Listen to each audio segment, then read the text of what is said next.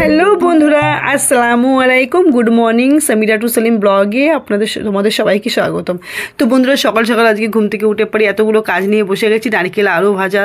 আর তোমরা মনে মনে হয়তো ভাবছো যে কী করেছিস, কী করবে আজকে সামিরা, কী বানাতে চলেছে। তো বন্ধুরা, ভিডিওতে থাকবে, কিন্তু কোথাও যেও না, স্কিপ করো না, তাহলে বুঝতে পারবে যে আমি কী করতে চলেছি। তো বন্ধুরা, আজকে সকাল সকাল ঘুম থেকে উঠে তোমার দাদা একদম মার্কেটে চলে গেছে।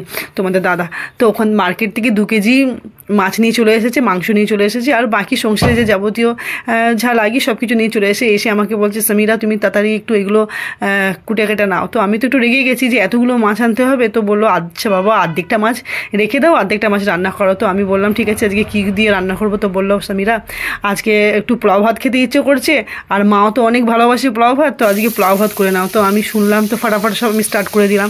তো তোমরা তো শুরুতে দেখলে যে আমি সব কিছু করে নিয়েছি, মানে আমার অর্ধেকটা কাজ গুছানো হয়ে গেছে, জাস্ট মাছ ভাজাটা বাকি আছে। তো আমি মাছ ভাজাটা মাছ ভাজাটা করে নিয়ে আমি বাকি কাজ আবার স্টার্ট করে দেবো। তো রান্না তো অনেক কিছু করতে হবে আজকে, তো আমি একটু চিন্তা করছি।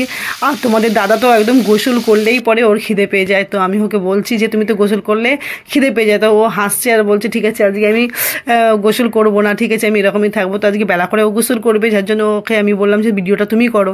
তো আমি এদিকে তো অনেক কাজ করবো। আর সত্যি কথা বলতে, আর সংসারে এত কাজ, এত চাপে, তো আমি তোমাদেরকে ব্লগ দিতে পারি না, আমার ব্লগ ভিডিও বেশি তাড়াতাড়ি ছাড়তে পারি না, কারণ আমি অনেক প্রেশারে থাকি।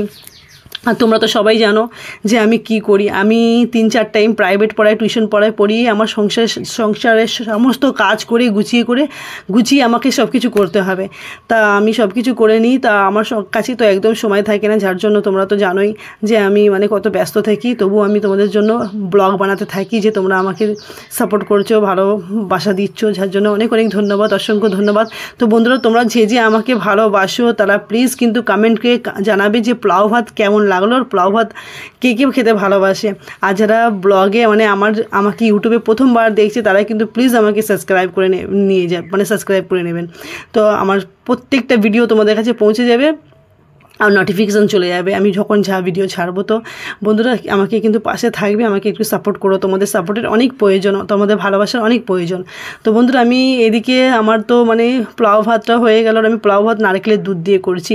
আর মা আগে নারকেলের দুধ দিয়ে করতো, যেহেতু আমরাও নারকেলের দুধে শিখেছি, কিন্তু আমি শুধু নারকেলের দুধ ছাড়াও আমি এমনি পোলাও ভাত করি। তো পোলাও ভাতটা প্রথমে চালটা আমি কষে নিয়েছি, তোমরা দেখেছো, ওটা ঘি আর তেলে কষেছি, আর কিছু ড্রাই ফ্রুট দিয়ে দিয়েছি। আর যদি পোলাও ভাত করি তো আমি একটুর মধ্যে ফুড কালার ইউজ করি। তো ফুড কালার দিলে কালারটা খুব সুন্দর লাগে। তো মা যখন পোলাও ভাতটা কমপ্লিট হয়ে যায় তখন একটু ফুড কালার দিয়ে ঢেকে দেয়, কিন্তু আমি তো আমি একদম পোলাও ভাতে কালার দিয়ে যা পাক দিতে শুরু করলাম, যেহেতু পোলাও ভাতের দুধটা শুকায়নি, চালটা ঝরঝরে হবে, আর আমি করতে পুরো ভাতটাকেই হলুদ করে দিয়েছি। যা হোক, কোনো ব্যাপার নাই, মা একটু বকা দিল যে পুরো ভাতটাকে হলুদ করে দিয়েছি। তো এদিকে আমার রান্না হয়ে গেল। তো বন্ধুরা, গন্ধটা শুকিয়ে আমার এত খেতে ইচ্ছে করেছে, খিদে পেয়ে গেছে। তো এদিকে আমি সব কিছু হয়ে গেছে, তো এখন লাঞ্চের সময় হয়ে গেছে। আর তোমাদের দাদা তো একটু দেরি করে গোসল করেছে, আমি তো জানি ও দেরি করে গোসল কেন করেছে, ও তাড়াতাড়ি গোসল করলে ওর খিদে পেয়ে যায়। তো আমি এদিকে এক করে সব কিছু করে নিয়েছি।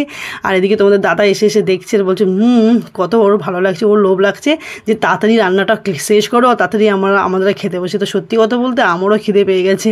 তো আমি এটা ঝটপট করে নিচ্ছি, আর একসঙ্গে আজকে খেতে বসবো, আর একসঙ্গে খেতে বসার মজাটাই আলাদা।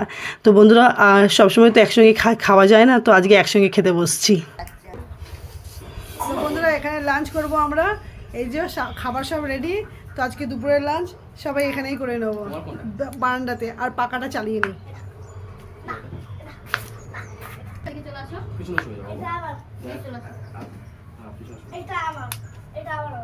তো খুব আনন্দ হয় যখন পুরো ফ্যামিলি একসঙ্গে বসে খায়।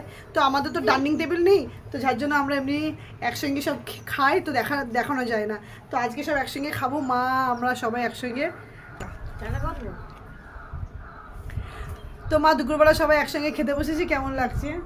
খুব ভালো লাগছে। এবার ভাবি আসবে, একসঙ্গে সব খাবো। ভালো,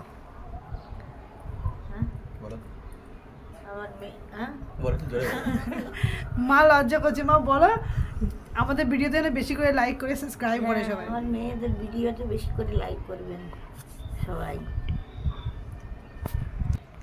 তো বন্ধুরা মা বিশাল লজ্জা করে, ক্যামেরার সামনে কিছু বলতে চায় না, তো যার জন্য বেশি মাকে আমি ভিডিও করিও না।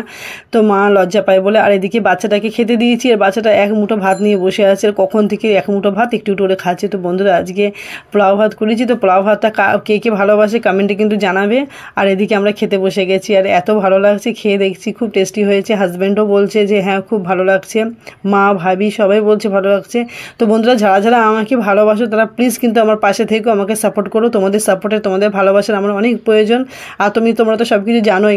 তো বন্ধুরা আজকে ভিডিওটা কেমন লাগলো কিন্তু কমেন্টে কিন্তু বলতে ভুলে যেও না। তো এদিকে আমরা সবাই একসঙ্গে খেতে বসেছি, আর এদিকে আমাদের খাওয়া দাওয়া শেষ হয়ে গেছে। তো বন্ধুরা আজকে ভিডিও এই পর্যন্ত, পরের ভিডিওতে দেখা হবে। টাটা, বাই বাই, আল্লাহ হাফেজ।